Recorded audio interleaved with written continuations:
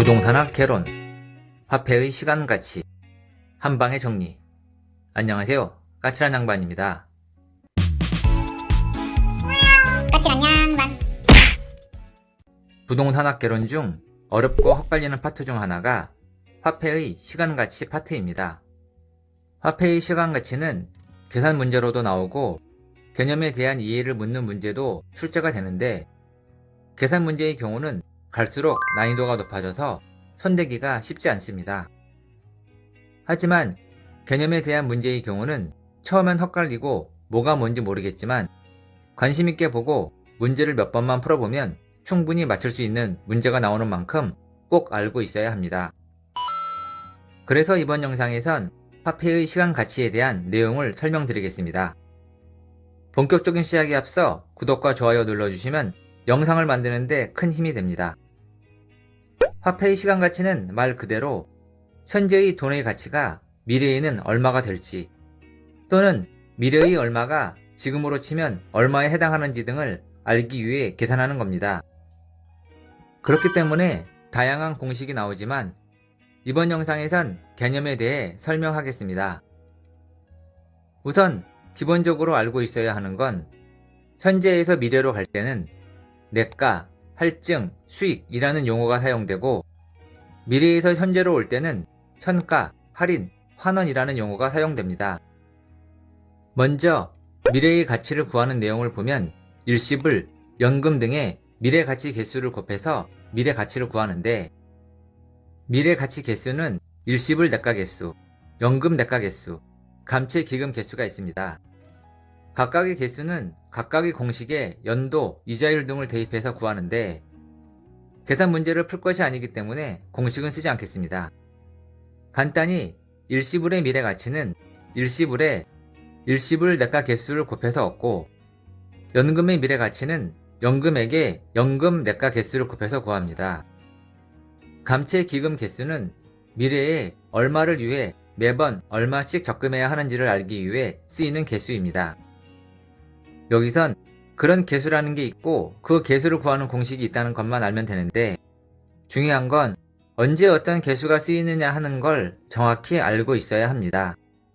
이건 다행히 문제를 잘 읽으면 맞출 수 있는데 뒤에서 한 번에 정리하겠습니다. 계속해서 이번엔 미래의 화폐 가치를 현재 가치로 구하는 내용을 보면, 마찬가지로 일시불, 연금 등의 현가 개수를 곱해서 현재 가치를 구하는데, 현재 가치 개수는 일시불 현가 개수, 연금 현가 개수, 저당 상수가 있습니다. 마찬가지로 일시불의 현재 가치는 일시불에 일시불 현가 개수를 곱해서 얻고, 연금의 현재 가치는 연금액에 연금 현가 개수를 곱해서 구합니다. 저당 상수는 얼마를 대출받은 후 매번 얼마씩 지불해야 하는지를 알기 위해 쓰이는 개수입니다. 문제를 읽고 이 6가지 중에 어느 개수를 쓰는지를 알면 되는데, 6개의 물음표가 어디에 있느냐만 잘 파악하면 됩니다.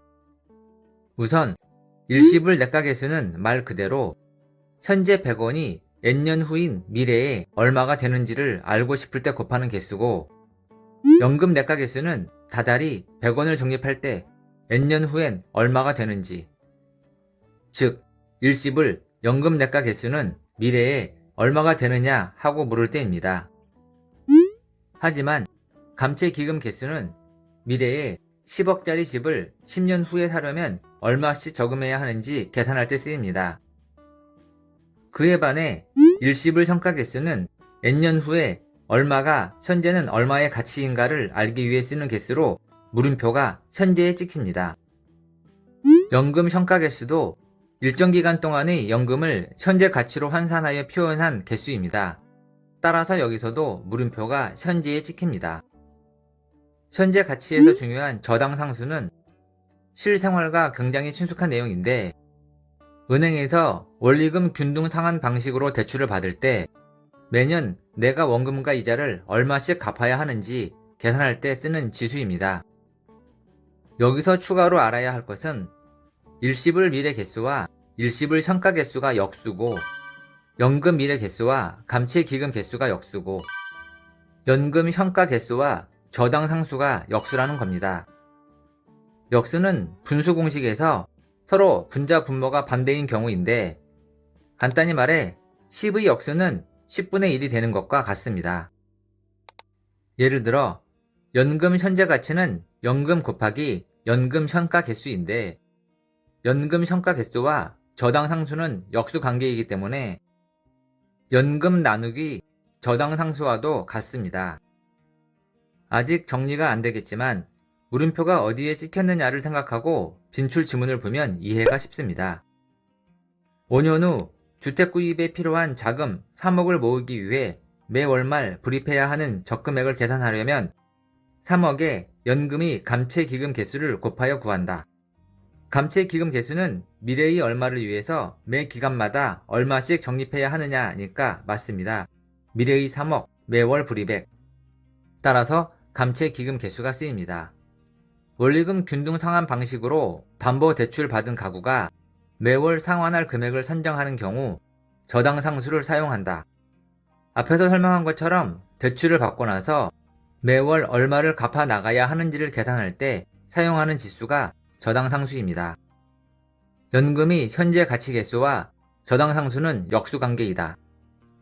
연금의 현가 개수와 저당 상수는 역수 관계이고 연금이 매가 개수와 감채기금 개수도 역수 관계입니다. 현재 10억인 아파트가 매년 2%씩 가격이 상승한다고 가정할 때 5년 후의 아파트 가격을 산정하는 경우 일시불이 미래가치 개수를 사용한다. 현재 10억이고 내용에서 보면 연금은 아니고 2% 가격 상승은 신경 쓸 필요 없고 5년 후 아파트 가격 산정이니까 궁금한 가격이 미래 가격입니다.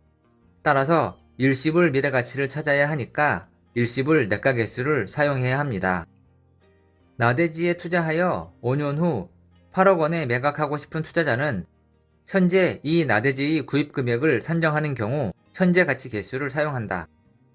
이 지문 역시 문장을 잘 이해하면 쉬운데 5년 후 8억 원에 매각하고 싶다니까 어찌되었던 5년 후에 8억 원에 팔 토지를 구입하려면 미래의 8억 원이 현재 가치로 얼마가 되는지를 알아야 합니다.